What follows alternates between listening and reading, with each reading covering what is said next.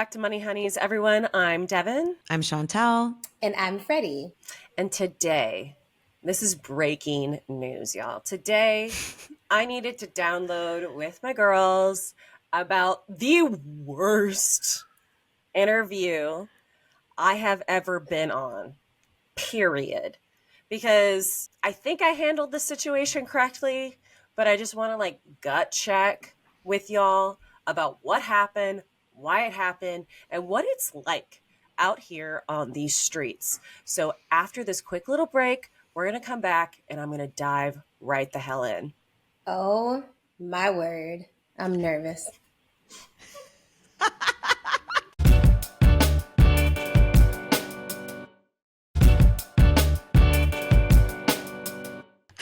Freddie is clutching her proverbial pearls.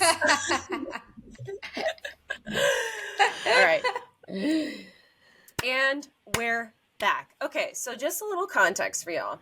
And Fred, I know, hop in because I know this resonates with you. Mm-hmm. I have been out here searching for a full-time position for a long time.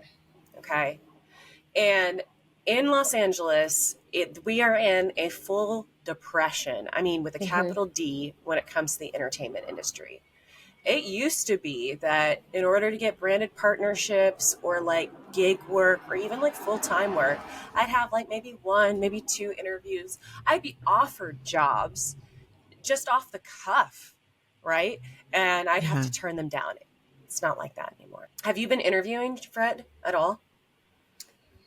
I did have an informational interview last week with a production/creative agency. I am also looking to get into the agency space. And so it wasn't a formal interview. There's basically I was talking to her, getting to know, learning about the company, telling her what my strengths are, what I was looking for. And basically the trajectory is I would start working with them freelance. And then when they have an open position, I'll be considered. They always generally pull from their freelance pool. So I consider it an interview. But yes, I am actively looking as well. Did it feel good? Did you leave that conversation feeling oh, that was an inroad? I feel good.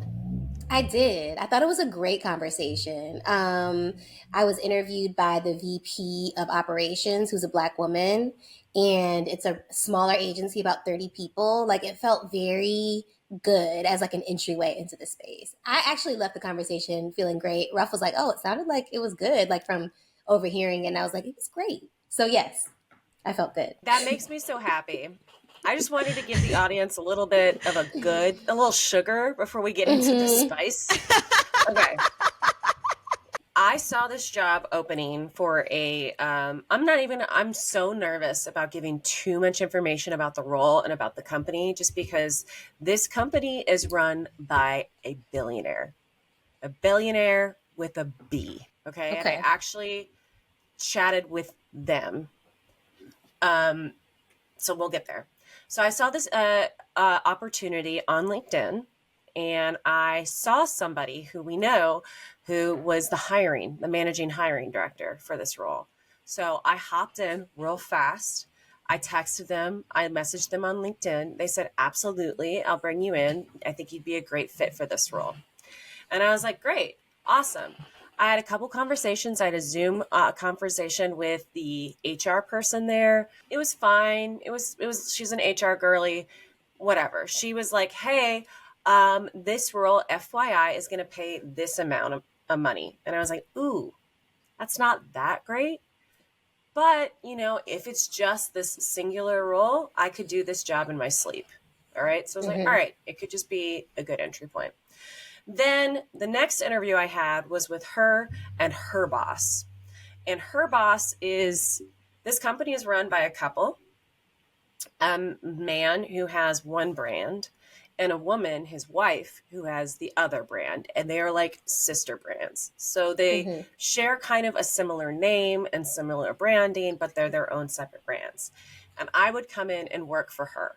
So I had an interview with her.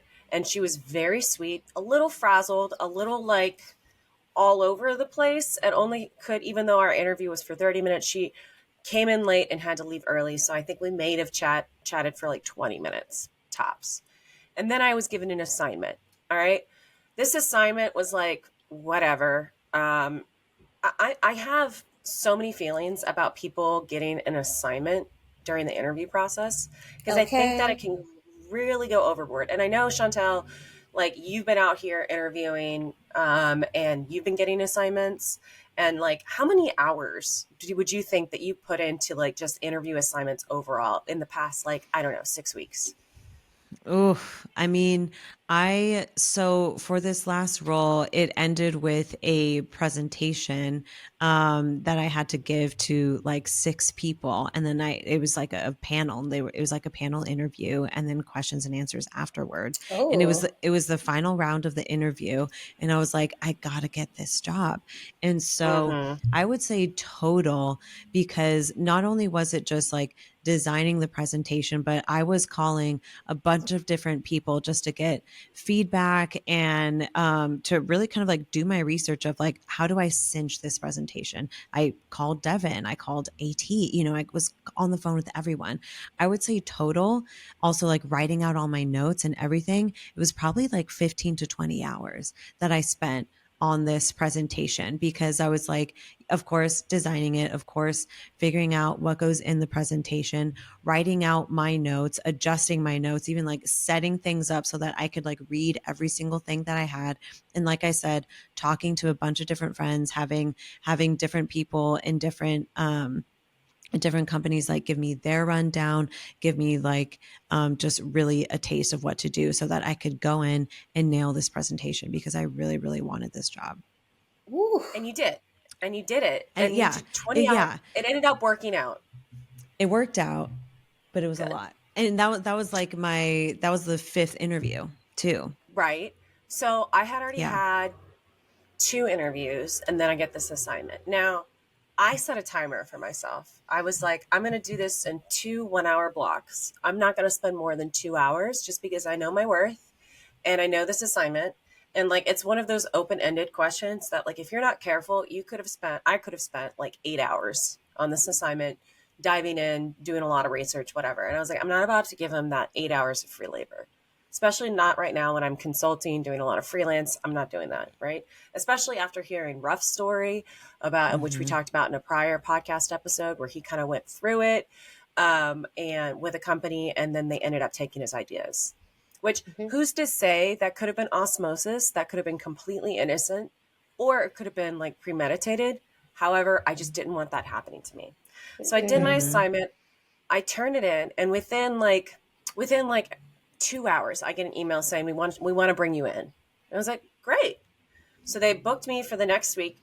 Originally, the interview was booked for 12:30. I looked at on a Sunday. The interview was supposed to be on a Monday, and I looked and I noticed that the interview had been pushed forward to 11:30, and I was like, "Oop! I'm so glad I realized that, because I would have been an hour late." But no one like informed me. It was just Mhm. switched on my Google Calendar. So then on Monday, I get there at 11:20 and I'm parked outside the office, and I get this text from the COO of the company that's like, "Hey, we actually need to move your meeting to 12. Are you okay with that?" I was like, "Yeah, sure. I'll just wait and listen to my podcast in my car. No big deal." So then 2 minutes later, I get a phone call being like, "Actually, it's 12:30. Are you okay with that?" And I was like, "Oh, well, I'm outside. I have no problem waiting for an hour outside, but I just want to let you know that I'm outside." Like, Yeah. huh. Yeah. And they were like, "Thank you so much. Thank you so much for being so flexible." I'm like, ugh, I was annoyed. Patrick was leaving for London for a 2 week work trip that day. So that like ate into our time together before he had to leave. I was just really annoyed. Mhm. And I was like doing some deep breaths. And 2 minutes later, after I hung up from that call, I get a knock on my window, and it's the assistant being like, "They're ready for you." I was like, "Oh, wait, what?" "Oh, okay." And This so is I go chaotic. up. I know. I go, Chaotic. Chaotic. I go up and I meet them in person. They're all very nice. And I just got to say this off the top. Everyone except the last person I met at this company was all very, very nice.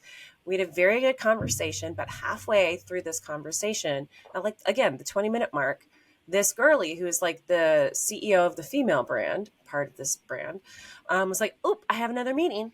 Do you mind just stepping outside and waiting until we're done with that meeting? And then I want to continue our conversation." I was like, "Oh, okay." So then I go and I proceed to sit outside for 40 minutes, waiting to be called back in.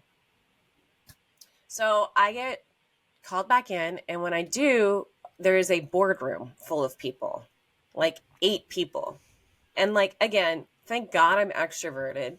Thank God I only have retrospective social anxiety, meaning I only beat myself up about things that I say after I say Afterwards.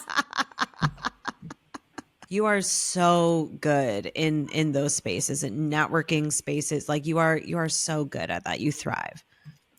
Thank you. But usually they warn people when you're about to like meet Absolutely. a panel of people. Absolutely. Absolutely. So I go in there and I talk for 40 minutes with this panel of people. It's fine. It's good. Whatever. Then I don't hear back from them for about 3 or 4 days. And they're like, "Okay, we want you to come in for another interview." It's at 5 on a Friday during the World Series In in person. Los Angeles. Now, for those of you who don't know, like I live on the east side of Los Angeles, and especially in Dodger season, but especially during World Series Dodger season, like it's pretty much impossible to get anywhere on the east side of Los Angeles. So I go back and forth with them. I'm like, "Can we do this on Zoom? Happy to meet with you at 5 on a Friday on Zoom." And they were like, Mhm. "Actually, we really want to see you in person." And I'm like, "No, can't do that. Not this Friday. Not game 1 of the World Series. Can't do that. Won't do that." I stood up for myself and my boundaries. They were like, "Okay, we'll reschedule to Monday." I like do a little blessing on myself. I say, "Thank you, God." But how wild is that to schedule an interview 5 p.m. on a Friday? Does that not feel weird to y'all?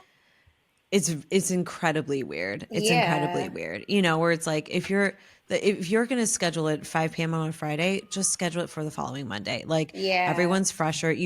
No one is going to be their best, including the person doing the interviewing on 5 p.m. on a Friday. There's no reason for that. There's no That's what reason I'm for that. saying. Like, why do you even want to be giving an interview at that time and day? That's Yeah, weird. But it's yes, weird. okay. Literally, I was like, "Is there happy hour involved? Like, why is it now?" Yeah. Yeah. It is a bizarre time. It's a bizarre time. And retrospective, what we know now, I think that it was also just another test for you, but we can get to that later. So then Monday rolls around. I go in and I am being told that I'm going to meet with the CEO, the man, the husband of this like brand couple. And I had never Mm-hmm. met with him before, or whatever. The more I meet the wife, the lady, I like her with every meeting. She is sweet, she's empathetic, she's passionate, and also she's like has an appetite for change. Like she's hiring someone specifically to kind of do a brand overhaul and to help her grow, right? She wants a growth strategy for her brand. I'm like, "Great, perfect, perfect, perfect." So I go in and I sit down and they immediately make a joke about how everyone who watches and like is obsessed with her brand is worried for her because they think her husband is a narcissist. And everyone who's obsessed with his brand doesn't like her because they think she's a girl boss or a boss bitch. And so when I hear that in the room, I make a joke where I was like, "Oh, well, that's not bad. Like, women could be called a lot worse things on the internet, my friend." Yeah. And he cuts in with, "Not in my house." And Dark. so I feel the energy being sucked out of the room. And when that happens, I can't help but diffuse the tension. And so I make a dumb joke. I say, "Well, in my house, I'm known as a bossy bottom. So maybe that's similar."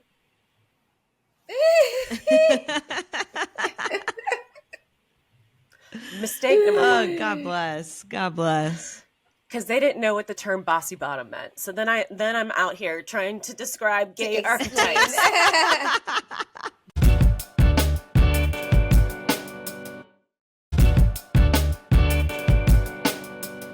So then we go on and on and on, and he is talking to me about how they love radical honesty, how they really like it when people, they can be honest with their coworkers, and they're once again honest with them, because how else are you going to grow in a ball? Blah, blah, blah, blah, blah. And so we're going back and forth, and they're like, do you have any reservations about the job? Please be honest with us. And I was like, okay. I give them one where it's like, when you are CEOs and then also owners of a brand, sometimes it can be really hard for people to figure out if they're working for the people or if they're working for the business. And so they answer that totally fine, great, back and forth then. And he was like, anything else? He's like pushing me. He's like, what else do you think? What else do you think? What else do you think? And I was like, okay, if I'm going to be honest, I've noticed that your brand appeals to a very conservative part of the internet. And it has had some partnerships with people who are conservative pundits. And I've noticed that because I'm tracking both of y'all. And from everything I've talked to y'all about her brand, is you're very interested in growing and building trust within a female demographic. And how am I supposed to do that if your brand is so much tied to this conservative side of the internet? Like, that feels a little counterintuitive. And if you continue to work that way, are you comfortable with a complete brand overhaul? Like, I'm talking about divorcing both brands in order to like really forge something new and different for Lil Miss over here. And he goes, out of nowhere, he goes, do you think I'm a bad person? Oh my God. And I almost pissed myself. I'm like, what? What do you mean? No, I don't think you're a bad person. He goes, okay, well, what about now? I'm voting for Trump. This is a job interview. What? That's a crazy thing to say. A week before the election. I don't even know what to say. This is crazy. Mm-hmm. And like manipulative and abusive work environment. Like, why would you even want to? That's crazy. But yes. So I'm like, well, I don't really know what to say or think. I'm going to let that marinate. But off the bat, I don't think you're a bad person. I just may not agree with your opinions. Again, this is an interview. I am in their place of business. I'm not about to say what I truly think, right? And so then he goes, well, my whole concern is how people react to that news, right? Because say for tomorrow, I like to do a thought exercise, and this is how he framed it. And as soon as he said the words thought exercise, I wanted to yeet myself off of the mountain we were on. Billionaire mountain. A billionaire mountain. I was literally like, not you out here telling me a thought exercise, sir. Seriously? He was like, if Kamala loses tomorrow, are you going to try to reach across the divide and unite America?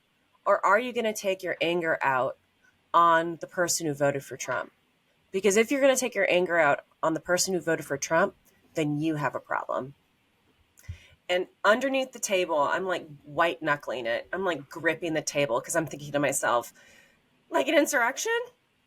Like that? Like delaying the peaceful transfer of power? Like that? Right. And then she goes, well, I didn't know you were going to vote for Trump. We haven't talked about that yet. My God. My God. What the fuck? Chaos. Pure chaos, pure manipulation, pure like abuse of power. Like the power dynamics here are just like insane in the first place. And then also it's like, no, you don't get to do a thought exercise. Like voting, especially when like people's rights are on the line, it's like, this is not a thought exercise. Like it might be a thought exercise for you, Mr. Billionaire Man, but it's not a thought exercise for most of the rest of the population in America right now. I hate this. Right. Like you can get on a plane, a PJ probably, and leave tomorrow if things don't work out for you. No one else can. Right. You know? So what I ended up doing, and there's a lot more to this story because there was a little back and forth and even like a culture doc that was sent to me that I had to think about before whatever.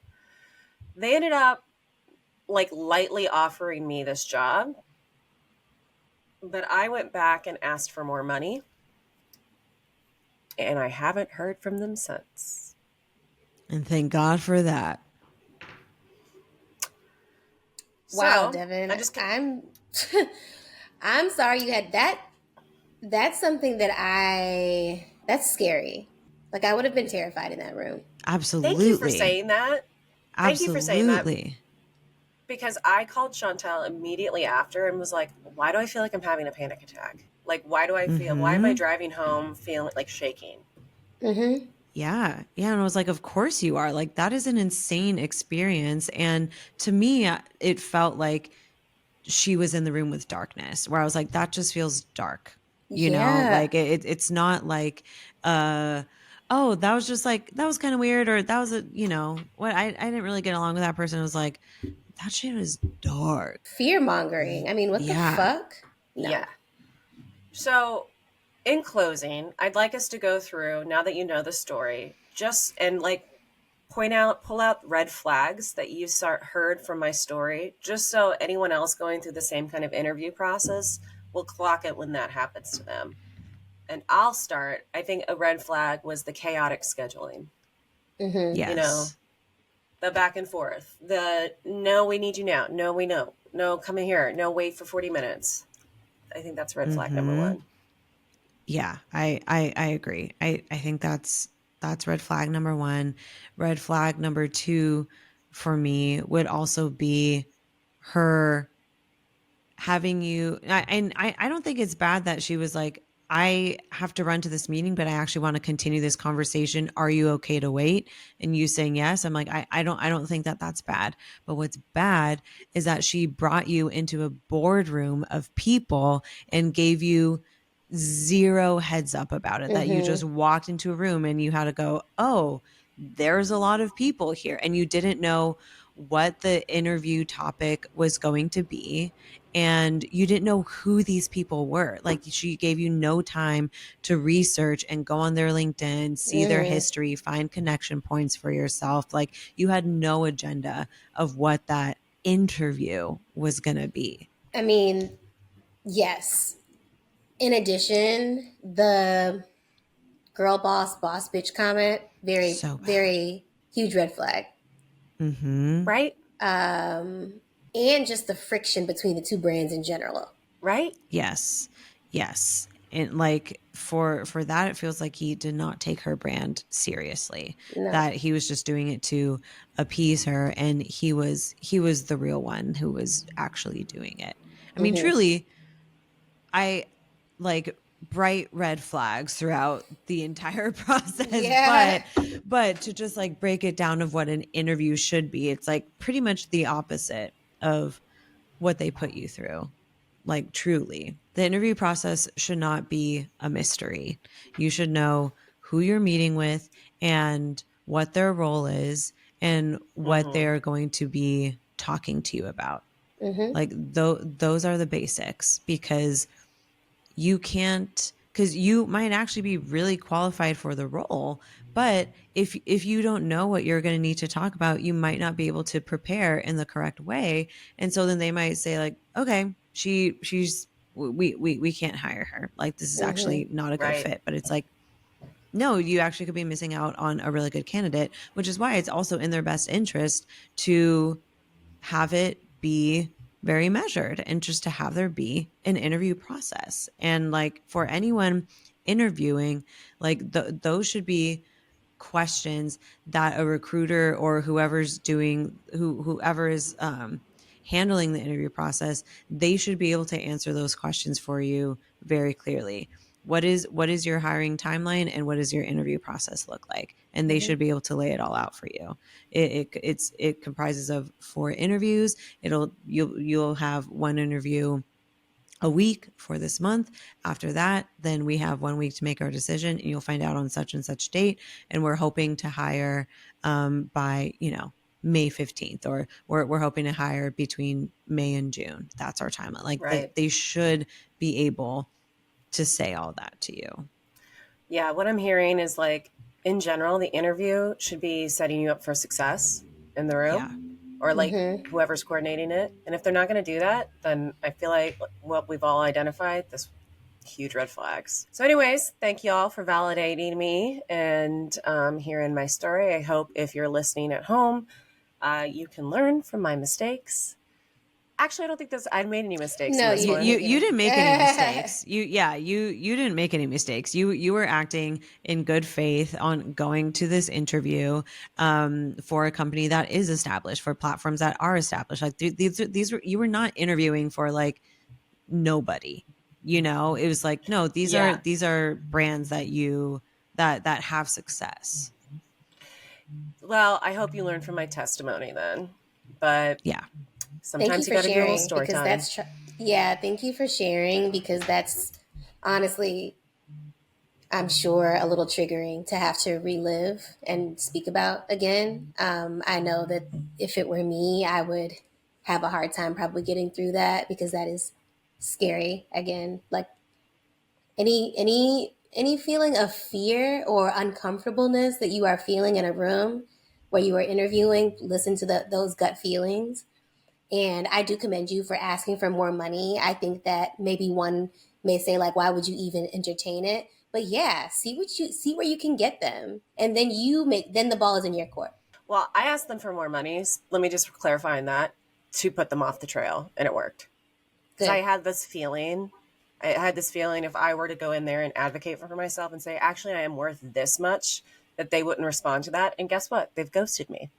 And they haven't. Boo, bitch. Yeah. Love you guys. Thank you for letting me talk this out. And hopefully it gets better out there for us. Praying so. All right, y'all. Until next time. Bye.